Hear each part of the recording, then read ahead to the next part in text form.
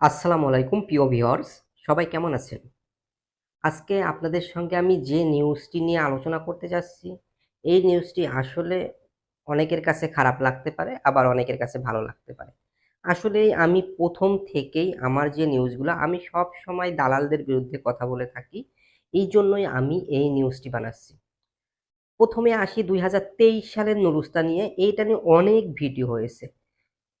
কিন্তু সর্বপ্রথম একটি প্রোপাগান্ডা যে ছড়িয়েছে সে হচ্ছে আমাদের এই ইউটিউব চ্যানেলের মধ্যে অনেক বড় একটি চ্যানেল, যার চ্যানেলের নাম লেটস গো উজ্জ্বল। তো সে বিভিন্ন সময় বিভিন্ন ধরনের ভিডিও বানায় এবং একেক সময় একেক ধরনের কথা বলে, একটু পরে আবার সে কথাগুলা ঘুরিয়ে ফেলে। আসলে সে একটি বড় ইউটিউবার, তার এই ধরনের কথা বলা আসলেই উচিত না।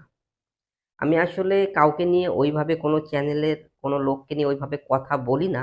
কিন্তু আজকে বলতে বাধ্য হচ্ছি, তার এই একটি কথার কারণে এত পরিমাণ মেসেজ এসেছে ইনবক্সে যা বলার মতো না।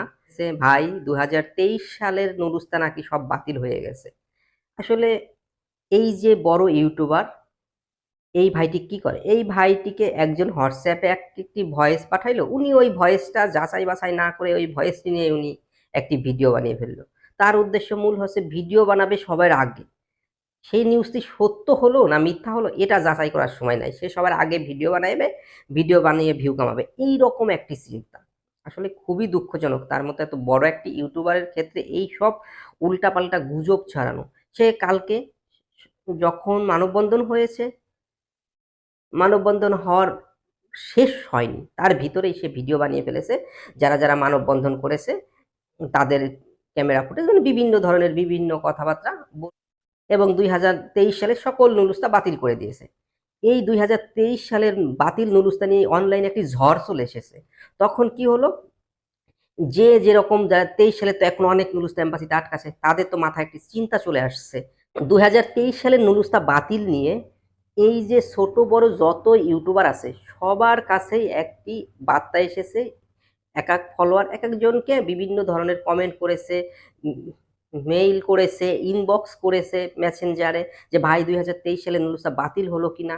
এইজন্য এই গুজবটার কারণে অনেকের ভিতরে একটি টেনশন ধরিয়ে দিয়েছে। আর কালকে আবার কি বলল? কালকে আরেকটি ভিডিও বানিয়ে বলল, "২০২৩ সাল ওইভাবে বলিনি আমি একবারে বাতিল হয়ে গেছে। ২০২৩ সালে কিছু লোক ২-১০০ লোক ভিসা পাবে।" এরকম বলছে। আসলে সে এরকম কেন করে বুঝি না। এত ভিউ কামানোর কি আশা?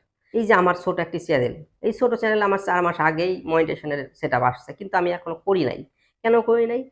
মূলত হচ্ছে যাতে আপনাদের সমস্যা না হয়। আমি ওইভাবেই রেখে দিছি। এপ্লাইও করি। এত ভিউ কামানোর আশায় না থেকে যদি আপনি পাবলিককে সঠিক নিউজটা দিয়ে থাকেন তাহলে অটোমেটিক্যালি ভিউ হবে।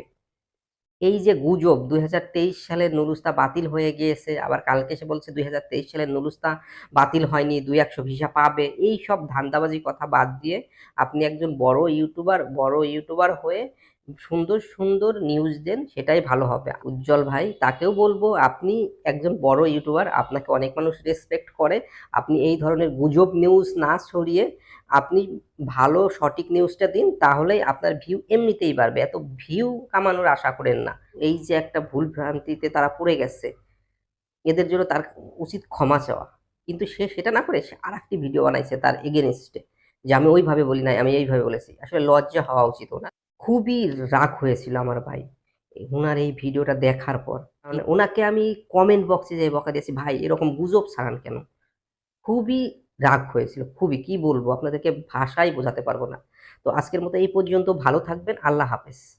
দেখা হবে অন্য কোনো ভিডিওতে নতুন কোনো নিউজ নিয়ে।